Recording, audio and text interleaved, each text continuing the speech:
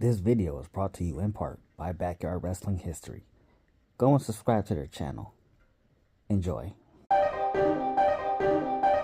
Welcome to Madness, my Hatters. In this world, you will find strange tales, twisted adventures, and curious thoughts that dare to challenge the boundaries of imagination. Welcome to Diary of the Mad Hatter.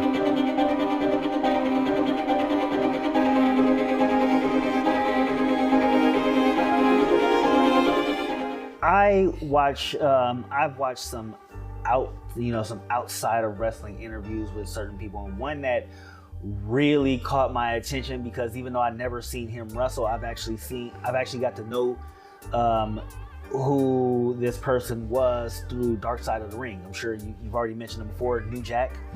So I never knew who he was until actually I've seen Dark Side of the Ring. And one of the things that he said in an interview that he personally just hated, even though he's probably never met him or even seen him with his own eyes, where he said he hated Vince McMahon, right? Who was a guy that, whether you met him or not, in the business, that you have just hated? Disco Inferno. that took no time. God damn, I fucking hate Disco Inferno. You wasted no time.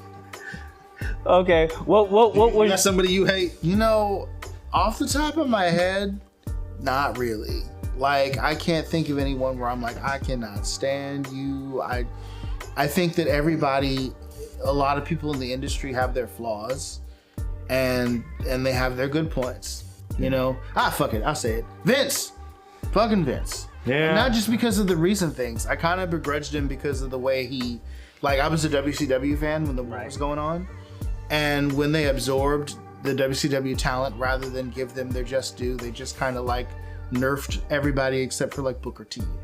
And it really comes from Vince's inability to appreciate talent that was built up outside of his home base. Right. Like if he didn't create you, he's not going to push you. He's going to use you as an enhancement talent or whatever. Yeah. And I hold that grudge to this day. Well, you would also hear stories that Vince wouldn't watch anything besides the WWE product. He wouldn't watch movies. He wouldn't watch other wrestling stuff. Like, that's all he consumed was WWE. And it's almost like, remember when the Snyder cut of Justice League came out? Right. And you could look at the Joss Whedon cut of Justice League, and you could clearly see how Joss Whedon screwed it up. Well, now that Triple H is in charge, it's almost the same thing because the product is so good now. It is definitely good. And now it's like night and day, and you can clearly look back. Yep, Vince was the problem. Yep. We had our suspicions, but now we have the proof. It's Vince. It was It's all Vince. along. It's Vince this whole time. Yeah. My favorite New Jack story, though, I'm pretty sure he talked about it in the Dark Side of the Ring thing, was when he first came to Smoky Mountain Wrestling. Right. Jim Cornette's the promoter, right? Right. And Jim Cornette's gonna, and this is in the South, right? New Jack and Kama Mustafa, or Mustafa Saeed. Kama Mustafa, that's Godfather. That's Godfather. But New Jack and Mustafa Saeed, they were the gangsters. And they were hated in the South, right? Obviously. And I remember, the story goes that Cornette was going to have him go out there and cut a promo, and New Jack's, well, what do you want me to say? I don't know, just make white people mad at you. and so New Jack comes out there and cuts a promo after his match, and he was just like, I just want to give a shout out to my homeboy, OJ Simpson. Keep up the good work. That'll make everybody hate you. That'll make everyone hate you. Like that.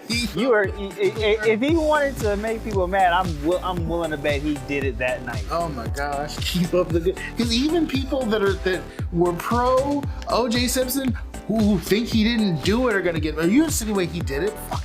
Like he's innocent. So yeah, he's if the gloves don't fit, you must acquit. Perfect heat.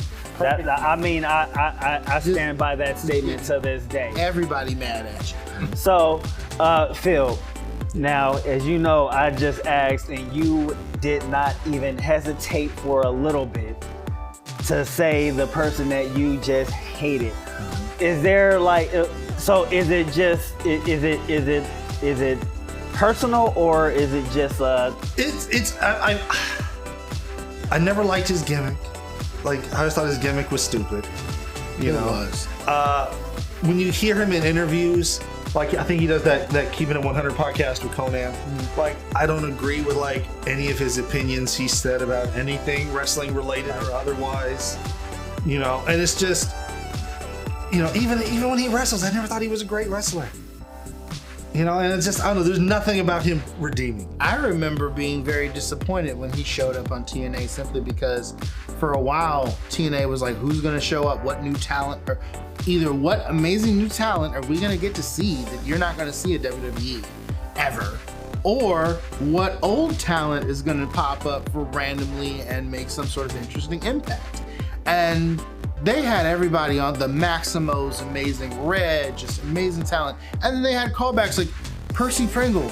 The Undertaker, you know, Oh yeah. That's showed up one day maniacally laughing. I don't know what came of that, but he was like, what's he doing here? I'm like, so that's the guy. Like Tony Chevalier came and gave a random heel promo and then was gone. So imagine my disappointment when all people, you know, Disco Inferno comes in the break. Glenn Gilberti! I'm like, even his real name sucks. Gosh, like, but like, I didn't hate him. But Vince, Vince struck me as like a bully and manipulator and just not a nice fucking person, you know? And that's why I hate him. Well, because you hear all these stories about, you know, Triple H, and even when he would do like the Cruiserweight Classic and when he was booking NXT. I actually like that. I love the Cruiserweight Classic. I love the You can Cruiserweight see how Classic. open he was to like working with other promotions, bringing in fresh talent. You could see all the people from NXT who then got called up to the main roster and then got buried and got squashed. Yeah.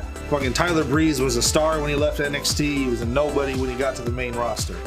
Yeah, You know? pretty much. That was it. Yeah. But you also look at some of the stuff he's doing now, and it's like you hear Mark Henry shared a thing where like all these WWE veterans got like New Year's cards in the mail from WWE. You know. What's that? Like, you know, hey, Class we fucking appreciate act. you. We appreciate your contributions over the years. Yeah, the old Happy man New Year. would never. You The know, old man and would like you get the never. sense that Triple H actually like gives a shit. And he Cares, actually yeah. likes wrestling. Yeah. And wants to have good wrestling. So The fact that Cody Rhodes has been champion all year long and has been selling merch and been selling out and has been their top face. Vince, I don't think would have done that. No. No, Vince he would have put wouldn't. it back on the Rock. No, Vince would have had Would have Brock. fumbled that whole. Vince would have had Brock bloodline squash him situation. at like the next pay-per-view. Oh yeah, like he did Kofi Kingston. He did Kofi Kingston. Thank you for watching this clip. Stay tuned for further clips, and if you missed the last one, go check it out. Till then, go check out Backyard Wrestling History, and as a reminder that kindness is always free, and I'm cheap as fuck. Thanks for tuning in, and as always, stay mad, my hatters.